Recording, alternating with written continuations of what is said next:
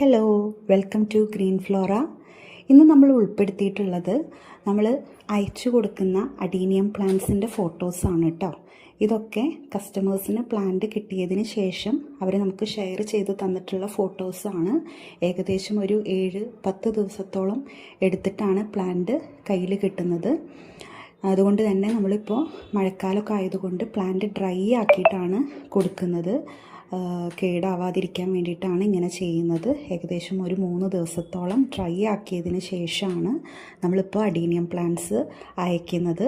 ഏകദേശം ഈ ഒരു സൈസിലുള്ള പ്ലാന്റ്സാണ് നമ്മളിപ്പോൾ കൊടുക്കുന്നത്. അത്യാവശ്യം ഹെൽത്തി ആയിട്ടുള്ള നല്ല പ്ലാന്റ്സ് തന്നെയാണ്. ലീവ്സൊക്കെ കളഞ്ഞതിന് ശേഷമാണ് ഇപ്പോൾ നമ്മൾ അയക്കുന്നത്.